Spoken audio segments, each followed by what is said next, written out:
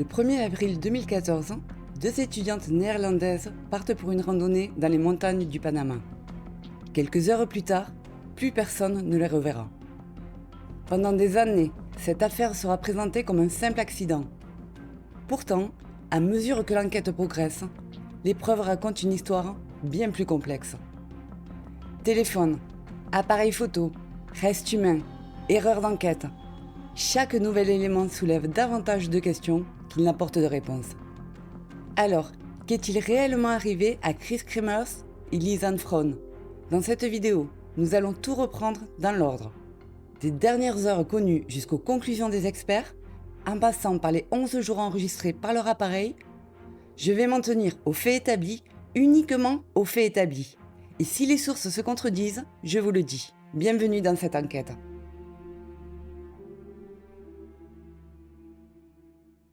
Avant de devenir l'une des affaires les plus mystérieuses du XXIe siècle, Chris Kremers et Lisanne Frohn étaient avant tout deux jeunes néerlandaises de 21 et 22 ans.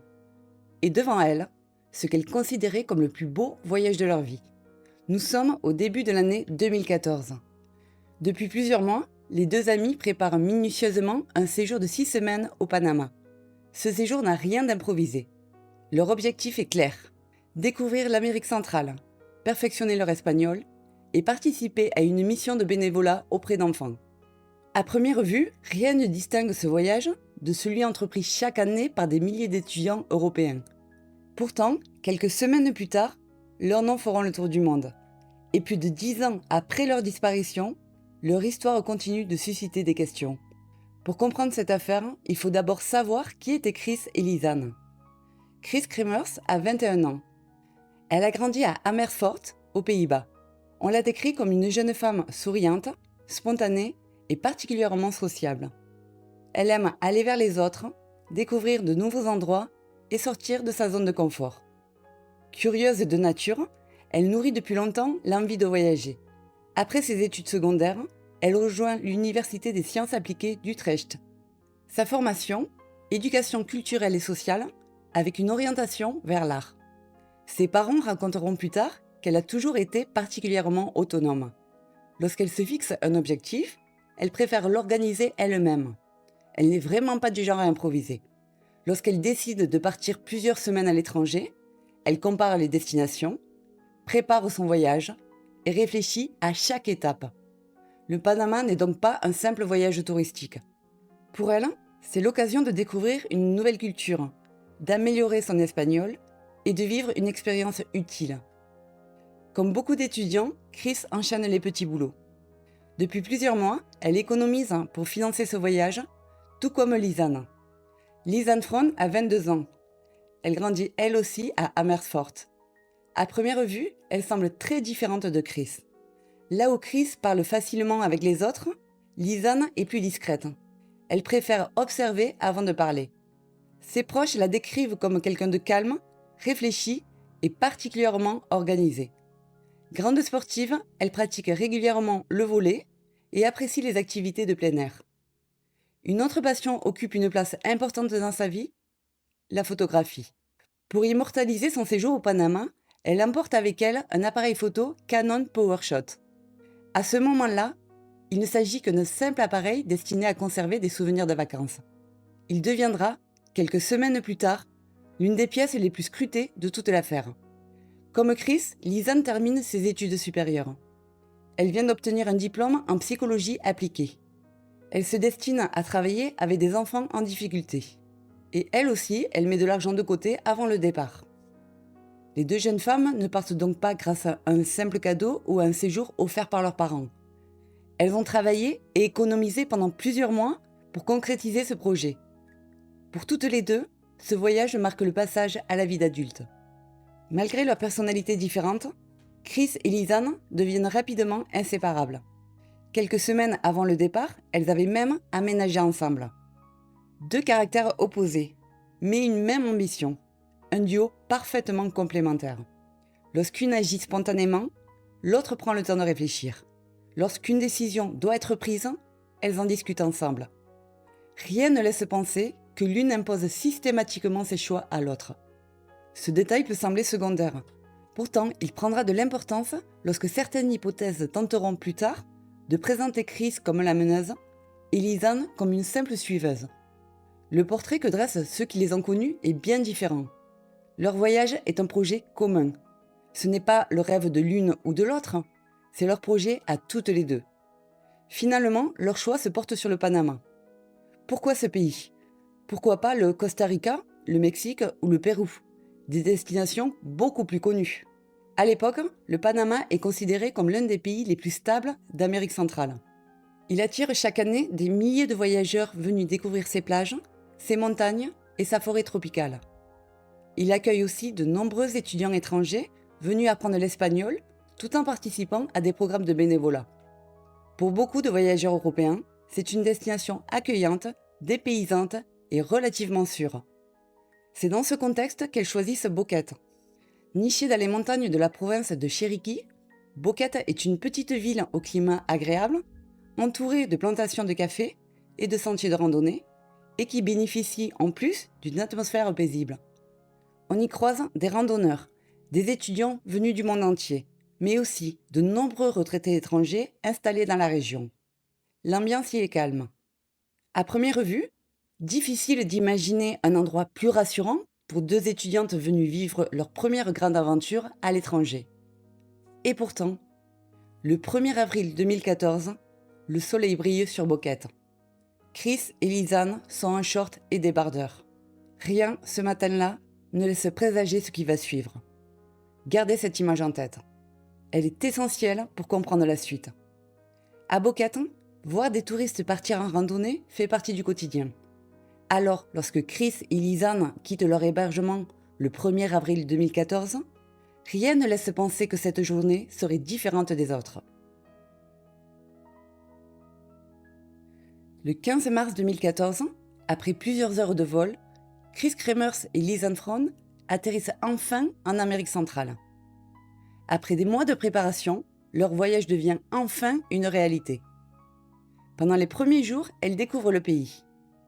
Elles séjournent notamment du côté de Bocas del Toro, sur la côte Caraïbe. Au programme, plage, cours de cuisine, école de langue et rencontres.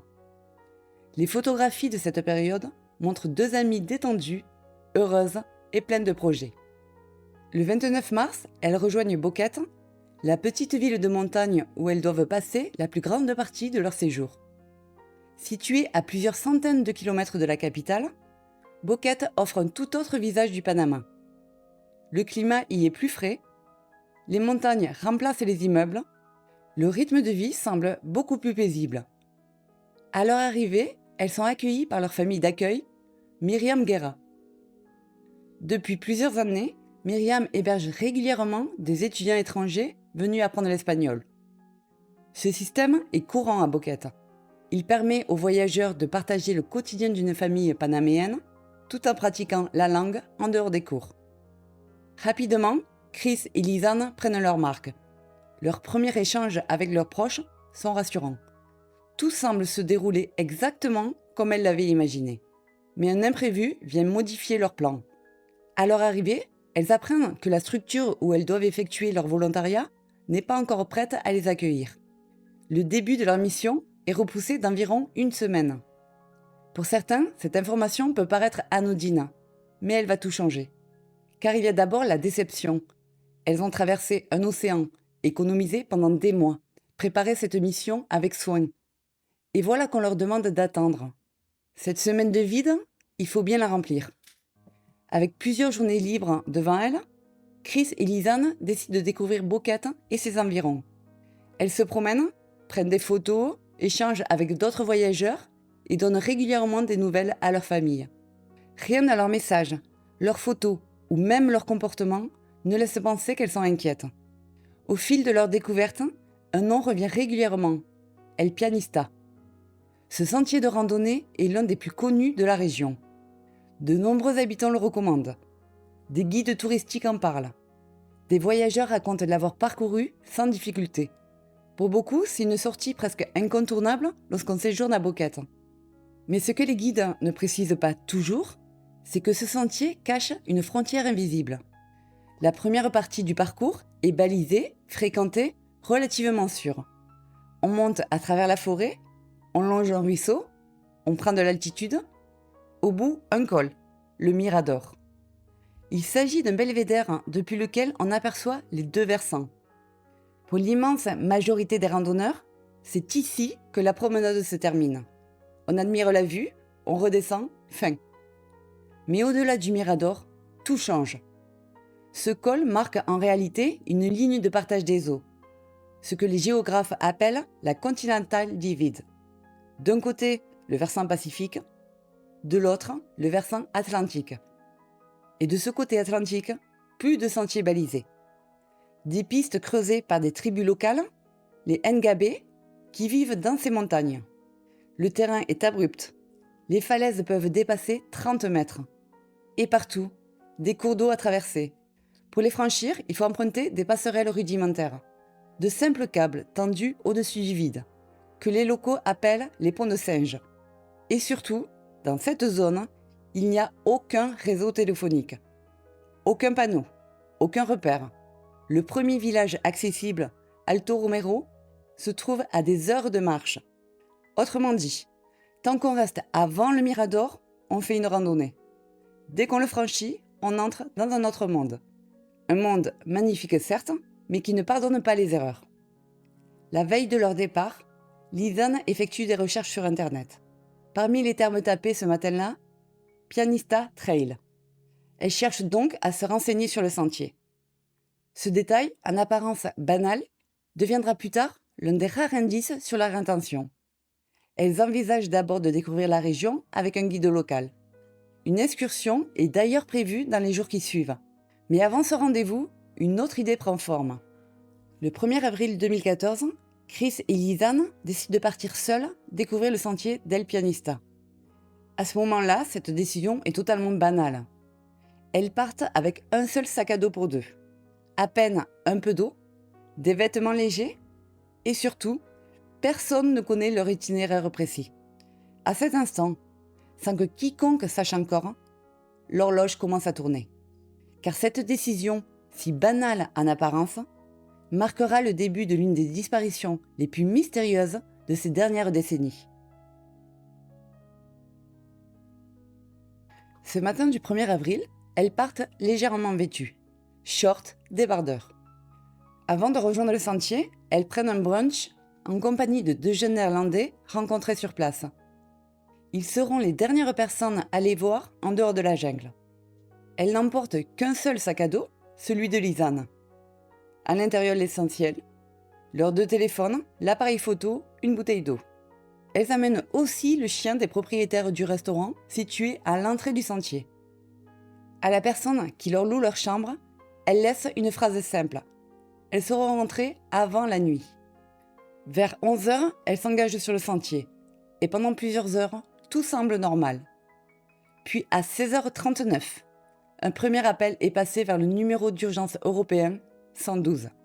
L'appel vient de l'iPhone de Chris. La tentative ne dure que quelques secondes. Aucune communication n'est établie. Le téléphone ne parvient pas à se connecter au réseau. 12 minutes plus tard, à 16h51, un second appel est effectué. Cette fois, depuis le Samsung Galaxy de Lisanne. Là encore, l'appel échoue. Non pas parce que les secours ne répondent pas, mais parce qu'aucun des deux téléphones ne capte le moindre signal. À cet instant, une seule certitude apparaît. Quelque chose s'est produit entre les dernières photographies connues et 16h39. Les téléphones ne permettent pas de savoir quoi. En revanche, ils montrent que les deux jeunes femmes cherchaient déjà à obtenir de l'aide. Un détail ce premier soir en dit long sur leur état d'esprit. Après ces appels, vers 17h52, les deux téléphones sont éteints. Pas abandonnés, éteints volontairement. Elles ont compris qu'elles ne rentreraient pas ce soir-là, qu'elles allaient passer la nuit dans la jungle, et qu'il fallait dès maintenant économiser la batterie. Ce sont déjà des réflexes de survie. Le lendemain matin, mercredi 2 avril, de nouvelles tentatives sont enregistrées. Les deux téléphones sont utilisés pour appeler les services d'urgence, cette fois vers le 112 et le 911. Sauf que ce matin, du 2 avril, cette unique connexion dure 1 à 2 secondes. Puis elle se coupe. aussitôt. Aucune parole, aucune information n'a pu passer.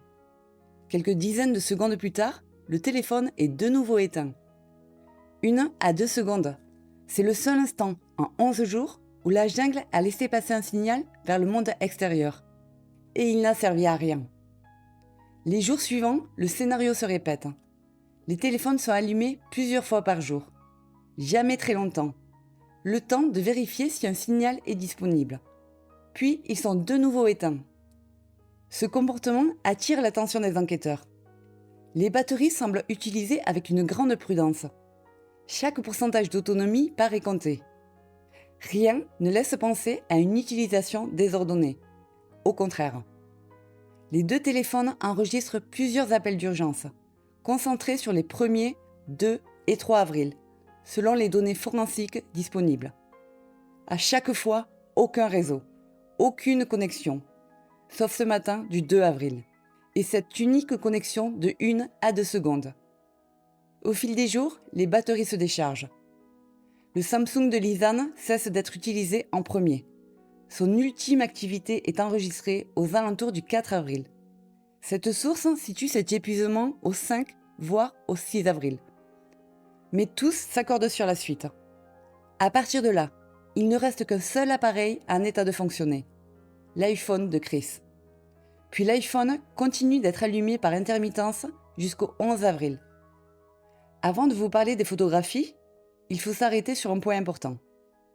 Depuis des années, un chiffre circule sur cette affaire. 77 tentatives d'appel au secours. Ce nombre est repris partout. Articles, documentaires, forums, vidéos. J'ai retrouvé un rapport technique qui le remet en question. Et comme je tiens à vous donner les informations les plus précises possibles, je vais vous en parler directement. Ce rapport a été compilé par un analyste connu sous le pseudonyme Jan B., mis en avant par l'historien et journaliste Christian Hardigos dans son ouvrage Still Lost in Panama. Il s'appuie sur les données brutes d'extraction du NFI, l'équivalent de la police scientifique néerlandaise, les mêmes données utilisées lors de l'enquête officielle. Selon cette analyse, le nombre d'appels réels vers les secours serait bien plus limité que les 77 répétés partout. Les appels documentés se concentrent sur les 1er, 2 et 4 avril uniquement. Mais le rapport va plus loin. Il soulève des anomalies techniques sur le comportement de l'iPhone lors de sa dernière activation le 11 avril. Durant les 65 minutes où le téléphone est resté allumé, 11 nouveaux fichiers système auraient été générés et des fichiers du 6 avril auraient été modifiés, sans que le code PIN ait été rentré. L'auteur du rapport y voit une possible tentative de déverrouillage forcée par un tiers. Faut-il le croire ? Les données brutes présentées sont authentiques. Elles proviennent directement des fichiers du NFI. Mais les conclusions font débat. De nombreux spécialistes rappellent qu'un iPhone 4 sous iOS 7 génère automatiquement des fichiers journaux dès sa mise sous tension, même sans code entrée. Et le NFI lui-même n'a jamais conclu à une manipulation criminelle sur la base de ces mêmes données. En d'autres termes, les faits techniques de ce rapport méritent d'être pris au sérieux. Ces conclusions, elles, restent une thèse sérieuse, documentée, mais contestée. Si ça vous intéresse, le lien du rapport est dans la description de la vidéo. Le 11 avril, l'iPhone est allumé une dernière fois. Il est 10h51. Il reste actif 64 minutes. Puis il est éteint, volontairement, à 11h56. Le fait qu'il soit éteint, et non abandonné allumé jusqu'à épuisement, suggère une intention, préserver la batterie, pour réessayer plus tard. Mais il n'y aura pas de plus tard. L'iPhone ne sera jamais rallumé. En 11 jours, les 2 téléphones auront enregistré des dizaines d'activations, plusieurs appels d'urgence et de nombreuses tentatives de connexion. Il raconte une histoire, celle de 2 appareils utilisés avec méthode, de tentatives répétées pour obtenir de l'aide, et d'un espoir qui s'amenuise jour après jour. Mais le dossier ne tranche pas. Pourquoi les premiers appels ont-ils été passés à partir de 16h39 ? Que s'est-il passé entre cette dernière photographie, prise sur le sentier, et cette première demande d'assistance ? Pour tenter de répondre, il faut s'intéresser à l'autre pièce maîtresse de cette affaire, l'appareil photo. Lorsque les enquêteurs récupèrent l'appareil photo de Lisanne Fron plusieurs semaines après la disparition, ils découvrent une série d'images qui va permettre de reconstituer une grande partie de la randonnée. Contrairement aux témoignages, parfois contradictoires, les photographies possèdent un avantage considérable. Chaque cliché est horodaté. Elles offrent une chronologie beaucoup plus fiable des déplacements de Chris et Lisanne. La première photo de la journée est prise à 11h18. Elle porte le numéro 476. Puis les clichés s'enchaînent, régulièrement, tout au long de la montée. Les deux jeunes femmes progressent normalement sur le sentier El Pianista.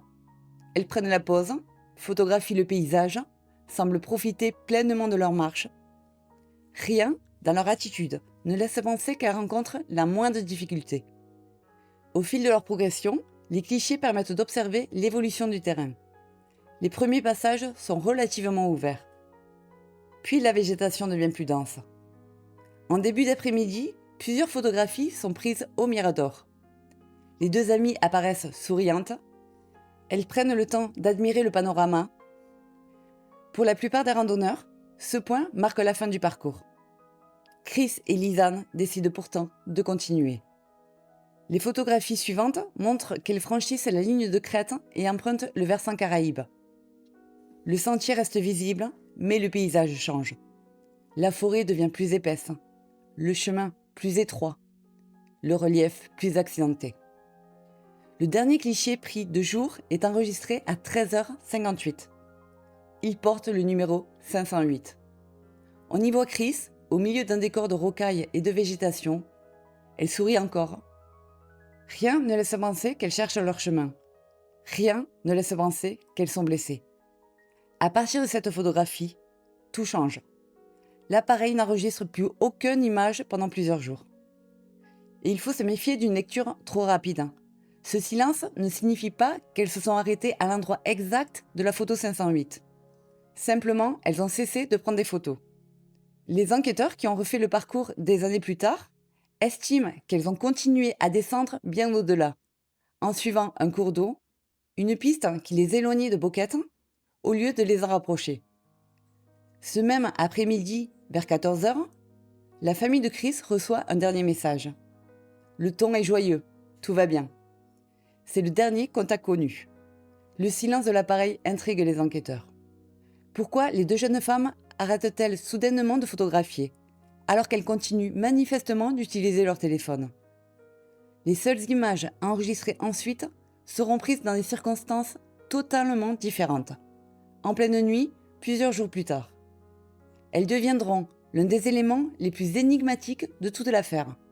Mais avant d'y venir, revenons en arrière.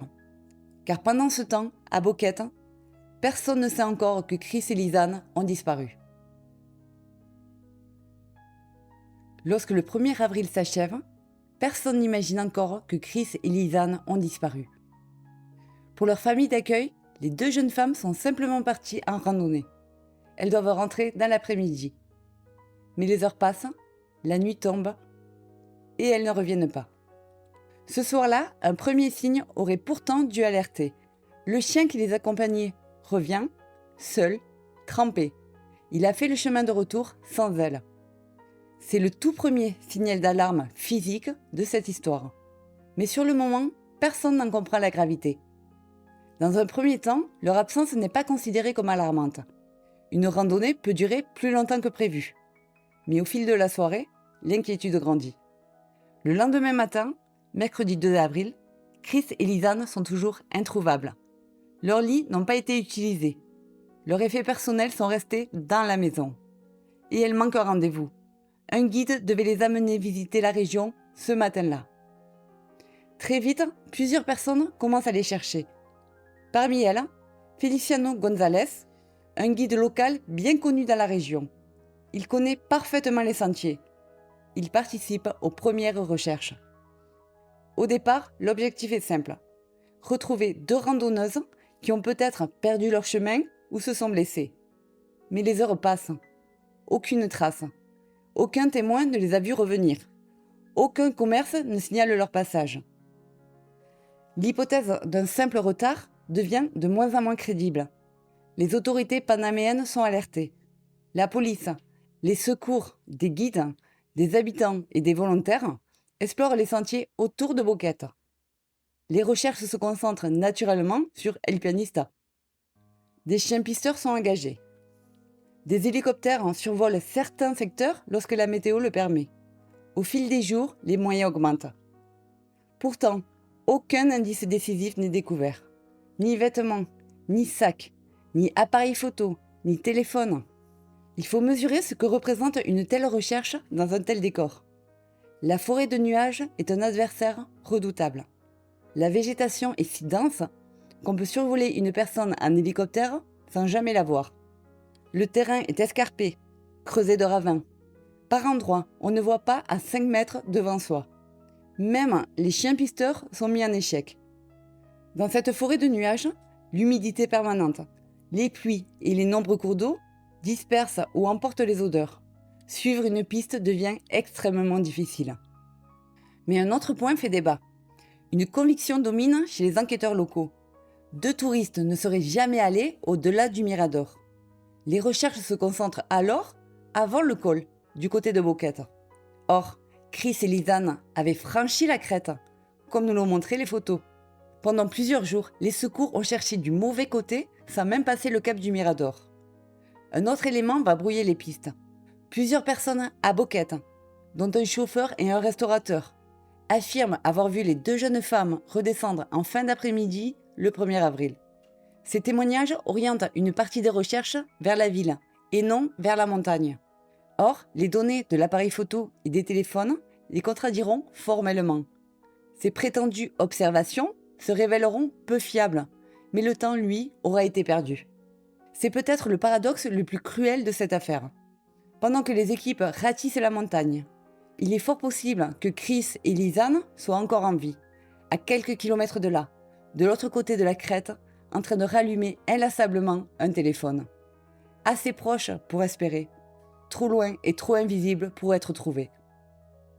Le 6 avril, les familles arrivent au Panama. Elles amènent avec elles des détectives et des maîtres chiens venus des Pays-Bas. Pendant 10 jours, cette équipe ratisse la région. Une récompense est promise, 30 000 $. Le résultat est nul. Ces premiers jours feront longtemps l'objet de critiques. Retard à l'alerte, coordination difficile, recherche mal orientée. Est-ce que cela signifie que toute l'enquête est à jeter ? Bien sûr que non.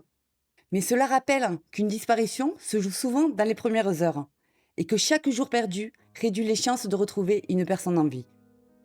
Malgré des recherches de grande ampleur, aucun élément concret n'explique ce qui est arrivé.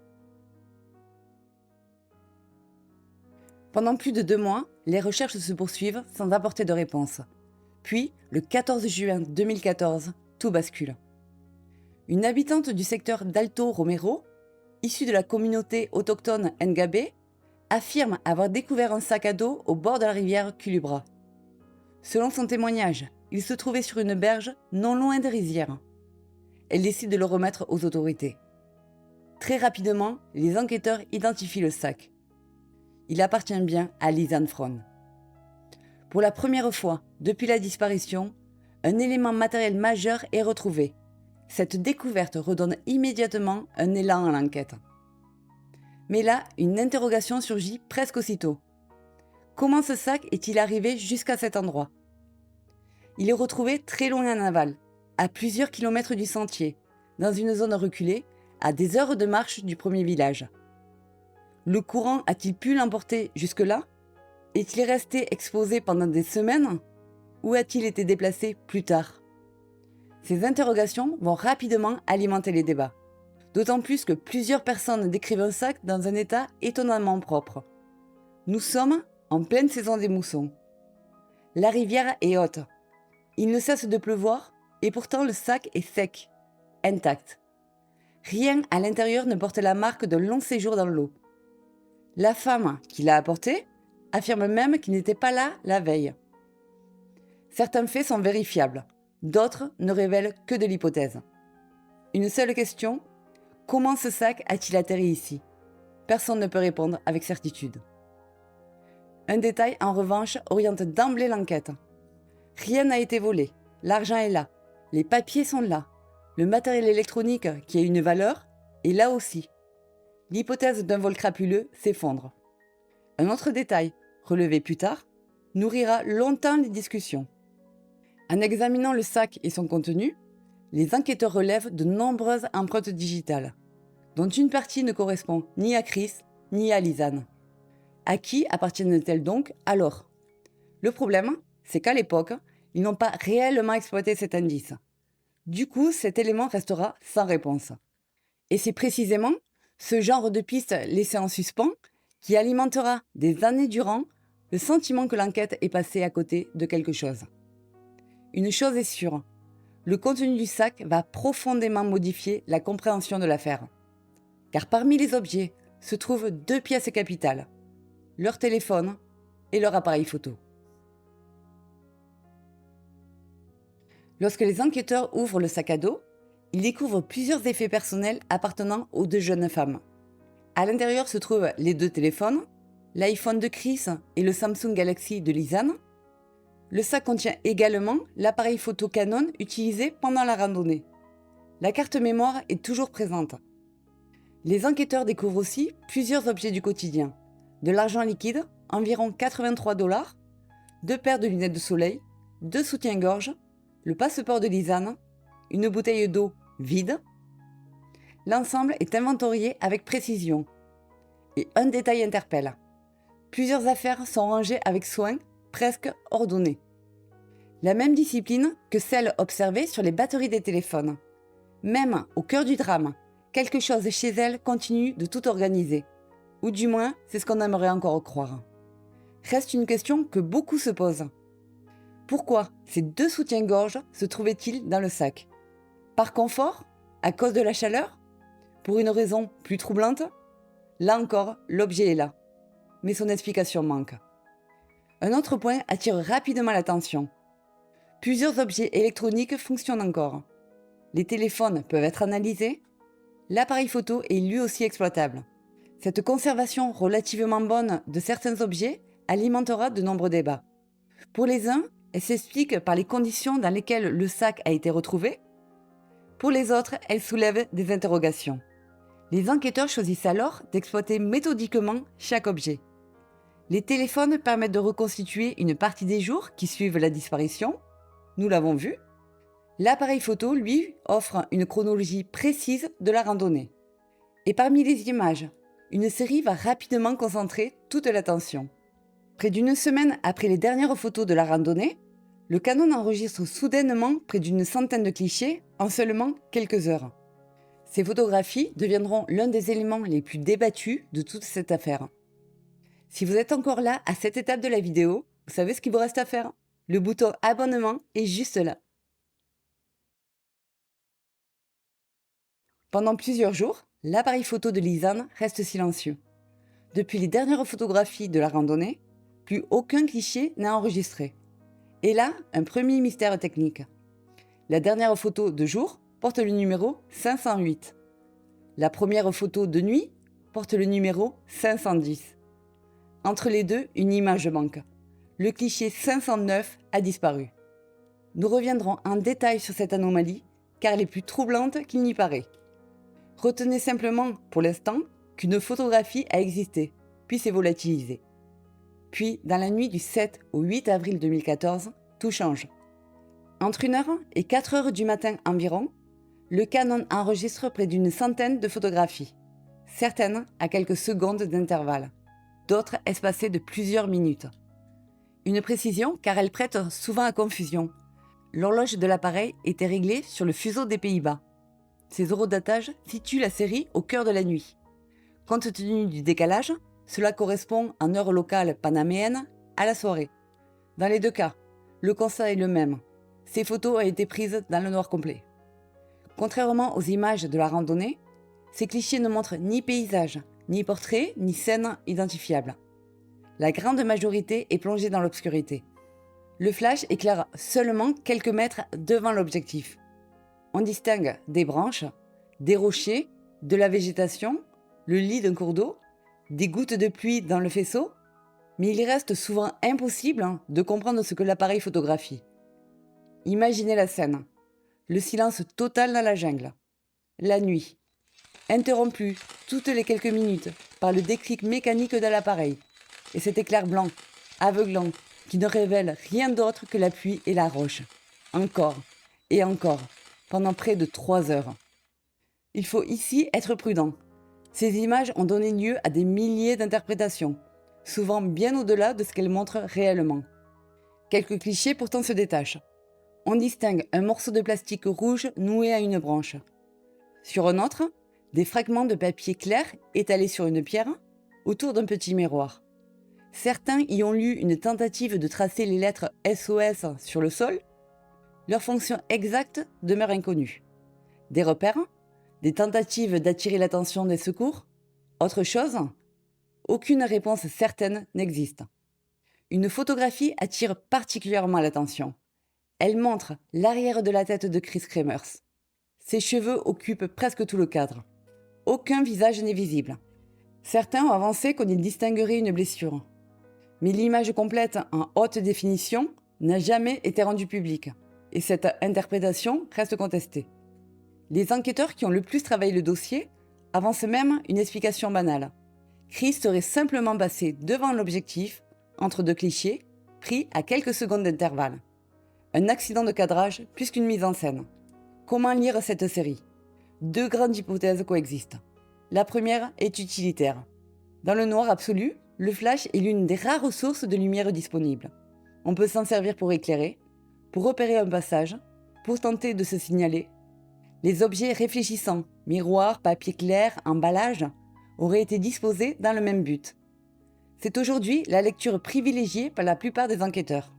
La seconde, plus sombre, voit dans l'agencement des objets et l'heure des prises la trace d'une mise en scène par un tiers. Les seules images ne permettent de confirmer aucune de ces hypothèses. En revanche, elles montrent une chose avec certitude. Près d'une semaine après la disparition, l'appareil est toujours utilisé. Et cela nous amène à un point que l'on oublie souvent, parce qu'il est réparti entre 2 appareils différents. Rappelez-vous les téléphones. Les photos s'arrêtent dans la nuit du 8 avril. Mais l'iPhone, lui, continue. Il est encore allumé le 9, le 10 et une dernière fois le 11 avril. Autrement dit, au moins l'une des 2 jeunes femmes a survécu encore 3 jours après la nuit des photographies. 3 jours de plus, seule sans doute, dans cette vallée, à rallumer un téléphone qui ne captera jamais rien. Pensez-y un instant. Une jeune femme de 21 ans ou de 22 ans, dans le noir, sous la pluie, qui appuie sur un bouton, encore et encore, en espérant. C'est peut-être la donnée la plus vertigineuse de tout le dossier. Elle ne dit pas comment elles sont mortes, mais elle dit qu'elles ont tenu, longtemps, peut-être même plus longtemps qu'on ne l'imagine. Et il faut comprendre ce que tenir ici signifie vraiment. Le jour, sous les tropiques, la chaleur est écrasante. Mais la nuit, en altitude, dans cette forêt de nuages, la température peut chuter autour de 10-12 degrés, avec une humidité proche de 100%. Trempé, légèrement vêtu, sans abri, sans feu, sans nourriture, sans eau, on ne meurt pas seulement de faim ou de soif dans un tel endroit. On meurt d'épuisement, de froid, nuit après nuit. Quelques semaines plus tard, une nouvelle découverte va encore bouleverser le dossier. Cette fois, il ne s'agit plus d'un appareil électronique, mais des premiers restes humains. Quelques jours après la découverte du sac, les recherches se concentrent le long des cours d'eau, autour d'Alto Romero. Cette fois-ci, elles aboutissent. Autour du 19 juin 2014, des restes humains sont découverts près de la rivière. Les premiers ossements sont identifiés. Puis, les découvertes s'enchaînent sur plusieurs mois, de juin jusqu'à l'automne. On retrouve un short en jean appartenant à Chris. Selon certains témoins, il est plié sur un rocher. Selon d'autres, il flottait dans la rivière. Même sur un vêtement, les versions divergent. Et le détail n'est pas anodin, car plusieurs récits précisent que le short était retrouvé fermé, boutonné. Or, on ne perd pas un short fermé par accident, en tombant dans un torrent. S'il a été retiré puis posé, qui l'a fait et pourquoi? Un détail de plus, sans réponse. Autour du 26 juin, on identifie un fragment du bassin de Chris. Puis vient l'une des découvertes les plus marquantes, un pied de lisane. retrouvé encore engagé dans sa chaussure de randonnée. Les lacets sont toujours serrés. Une chaussette est encore à l'intérieur. Il reste de la peau, des tissus. Et l'examen révèle plusieurs fractures des métatarsiens. Ces fractures ont longtemps été présentées comme la preuve d'une chute d'une certaine hauteur. Mais là encore, prudence. Elles figurent dans le rapport néerlandais. En revanche, le rapport d'autopsie panaméen ne les mentionnerait pas. Et leur cause fait débat.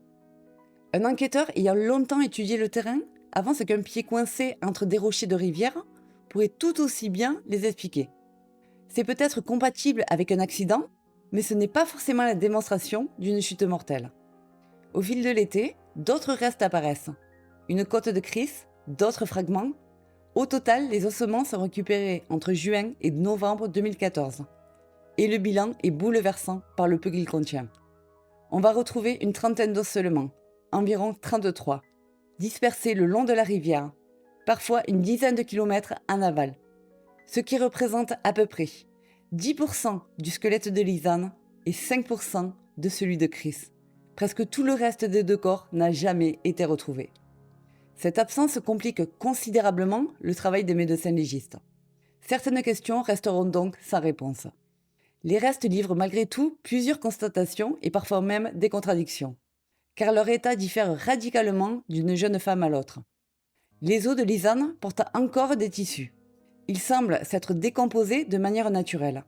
La moelle de certains de ces os longs est même retrouvée intacte.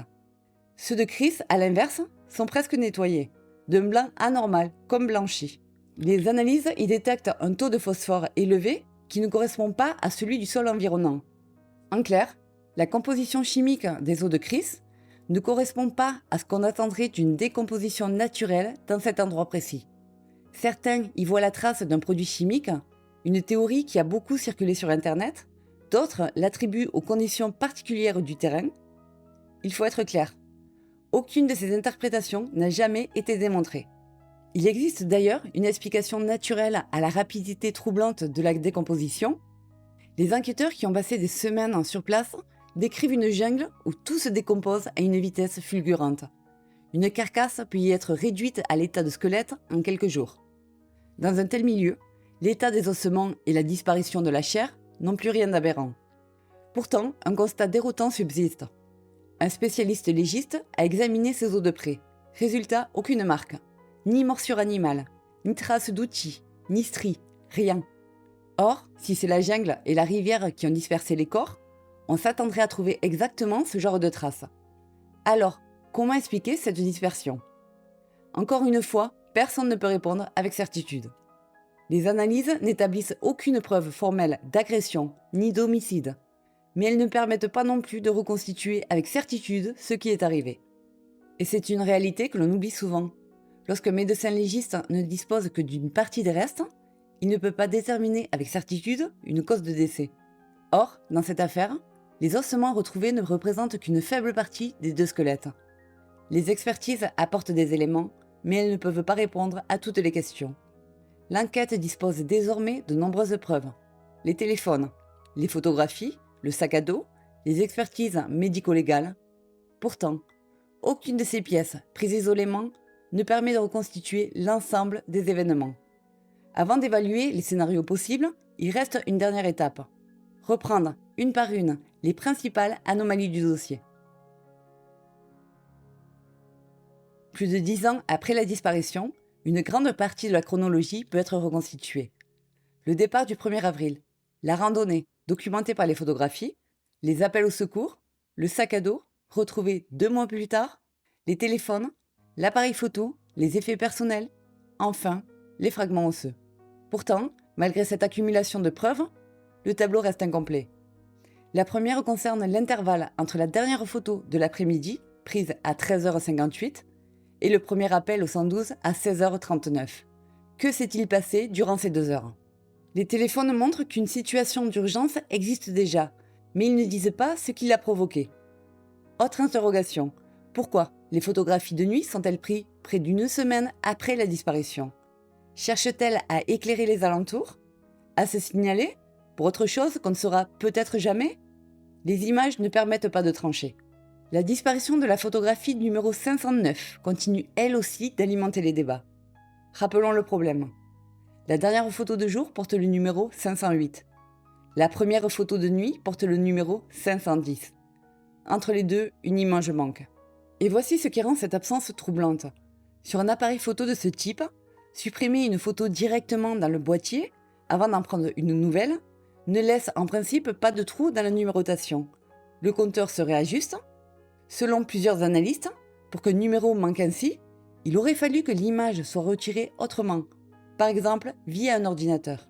Ajoutant que les logiciels de récupération, qui avaient pourtant restauré d'anciennes photos effacées avant le voyage, n'ont retrouvé aucune trace du 509, ni indice de fichiers corrompus.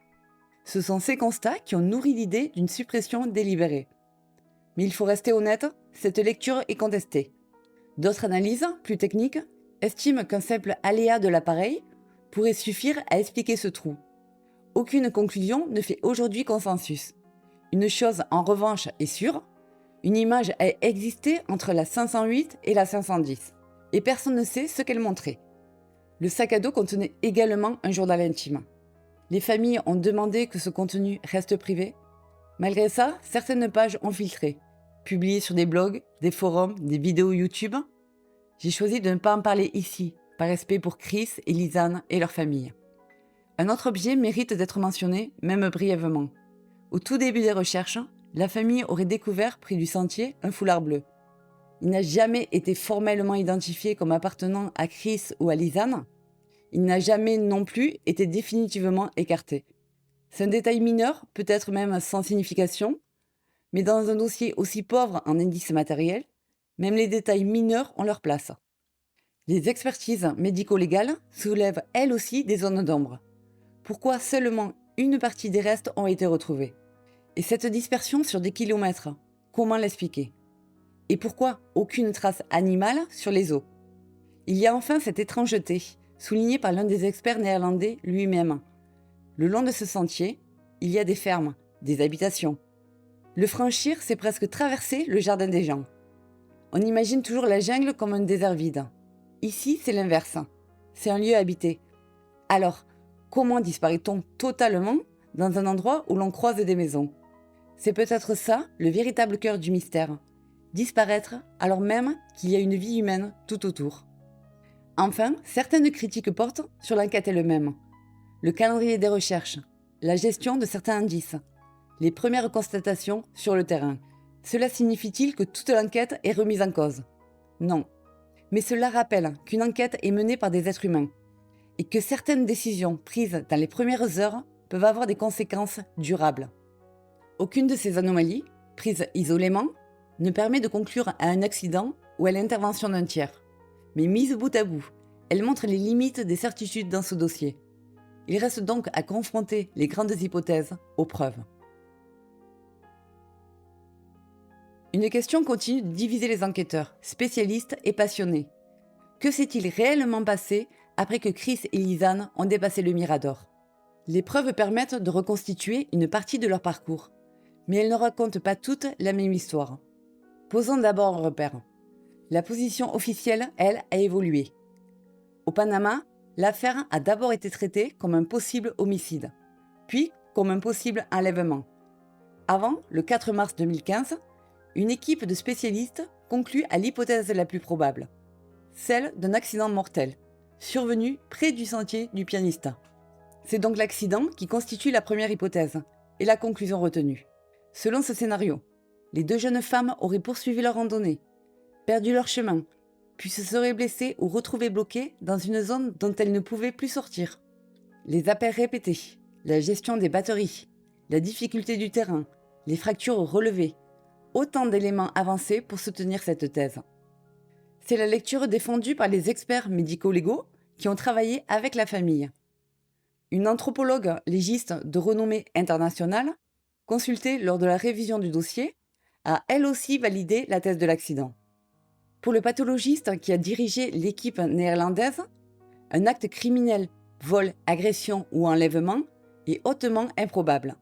Pourtant, ce même pathologiste introduit une nuance importante qui fragilise la version panaméenne. Pour lui, il est presque impossible que Chris et Lisanne aient tenté de traverser un pont de singe, ces passerelles de câbles tendus au-dessus des cours d'eau. Elles n'auraient jamais pris un tel risque. La thèse d'une chute depuis l'un de ces ponts, avancée par la police locale, ne tient donc pas selon lui. Ce scénario explique pourtant une grande partie des éléments connus. Mais plusieurs questions restent toujours sans réponse. Comment interpréter les photographies de la nuit du 7 au 8 avril? Comment expliquer le sac retrouvé intact et propre alors qu'il y a eu 2 mois de pluie? Mais aussi le blanchiment des os de Chris et la photo 509 effacée. Et surtout, que s'est-il passé entre la dernière photo de la randonnée et le premier appel au secours? A l'inverse, certains estiment que l'intervention d'un tiers ne peut être totalement écartée. Ils s'appuient notamment sur les anomalies du dossier, les empreintes inconnues retrouvées sur le sac, les indices non exploités ainsi que les contradictions entre les rapports panaméens et néerlandais. Au fil des années, plusieurs personnes ont été évoquées sur Internet. Certaines ont même été publiquement accusées. Aucune preuve n'a jamais établi de lien avec la disparition. Les investigations n'ont pourtant identifié aucun auteur, ni démontré qu'un homicide ait pu être commis. Cette hypothèse criminelle a d'ailleurs une faiblesse majeure. Les journaux d'appel prouvent qu'elles ont survécu 11 jours. Il y a eu plusieurs appels d'urgence, répétés, concentrés sur les premiers jours, tous sans réponse. Un ravisseur aurait-il pu laisser ses victimes composer encore et encore le numéro de la police pendant plus d'une semaine? C'est difficile à imaginer. Entre ces deux extrêmes, la lecture la plus mesurée est peut-être celle des enquêteurs indépendants qui connaissent le mieux le terrain. L'un d'eux, un enquêteur français, en est à sa 8e expédition sur place. Il refuse les 2 caricatures. Selon lui, la vraie énigme n'est pas la mort elle-même, elle s'explique naturellement par l'épuisement, la faim et le froid après des jours de survie. La vraie énigme, c'est le point de départ. Pourquoi ont-elles quitté le sentier? Il penche pour un scénario mixte. Un élément déclencheur, un égarement, une rencontre, une frayeur, les aurait entraînées loin du chemin, dans une zone d'où elles n'ont pas pu revenir. Ensuite, la nature aurait fait le reste. Et sur ce point, cet enquêteur est catégorique. Il ne croit pas à un complot, à une dissimulation organisée. Ce qu'il décrit, c'est un travail policier de mauvaise qualité, des interrogatoires bâclés, des analyses insuffisantes, une scène jamais pleinement exploitée. Pas un crime maquillé, non, une enquête ratée. La distinction est essentielle, car c'est souvent la confusion entre les deux qui alimente les théories les plus folles. Au terme de cette enquête, une chose apparaît clairement. Les preuves permettent d'écarter certaines affirmations relayées au fil des années, mais elles ne permettent toujours pas de reconstituer avec certitude l'ensemble des événements. C'est précisément cette incertitude qui continue d'alimenter les débats. Lorsque Chris et Lisanne quittent Boquete le 1er avril 2014, rien ne laisse imaginer que leur randonnée deviendra l'une des affaires les plus débattues de cette dernière décennie. Depuis, des milliers d'heures de recherche ont été menées. Des centaines de pages de rapports ont été rédigées. Les téléphones ont été analysés, les photographies examinées, les restes humains expertisés. Chaque découverte a permis de mieux comprendre certains aspects de cette disparition. Mais aucune n'a répondu à toutes les questions. Officiellement, depuis mars 2015, le dossier retient l'accident. Mais dans les faits, cette affaire ne s'est jamais vraiment refermée. Elle ne s'est pas refermée pour les familles. Elles ont ramené leur fille aux Pays-Bas pour leur donner une sépulture. Un petit mémorial a été installé au Mirador, sur le sentier même où tout a commencé. Mais elles n'ont jamais considéré l'enquête panaméenne comme complète. Aujourd'hui encore, les proches continuent de réclamer un examen à la hauteur de ce que méritent Chris et Lisanne. Elle ne s'est pas refermée non plus sur Internet. Année après année, l'affaire des filles du Panama est devenue l'un des plus grands mystères collectifs de l'ère numérique. Des communautés entières analysent chaque photographie, reconstituent le sentier, comparent les angles de vue. Certains se sont rendus sur place à plusieurs reprises pour refaire le parcours. Cette observation a un revers. Elle a parfois transformé un drame humain en spectacle. Elle a produit des théories extravagantes, des accusations sans fondement, des rumeurs blessantes pour la mémoire des 2 jeunes femmes. Les familles ont, à plusieurs reprises, demandé que cela cesse. Mais cette même obsession a maintenu le dossier en vie. Elle a poussé à réexaminer les éléments, à documenter le terrain. Un enquêteur, on l'a dit, en est même à sa 8e expédition. Et son travail se heurte à un obstacle imprévu, La jungle elle-même efface les traces. Vers 2019, un glissement de terrain a déplacé une portion du sentier. L'endroit exact de la dernière photo de jour en est devenu presque méconnaissable. Alors, le lieu des photos de nuit, pris sans repère dans le noir, est peut-être désormais définitivement introuvable. C'est l'un des aspects les plus troublants de ce dossier. Le temps qui passe ne le résout pas, il l'enterre un peu plus. Plus de 10 ans après les faits, les questions fondamentales demeurent. Que s'est-il réellement passé au-delà du Mirador? Ces 11 jours d'appel décrivent-ils 2 survivantes luttant contre la jungle ou 2 jeunes femmes prises dans un piège que l'on ne peut pas comprendre?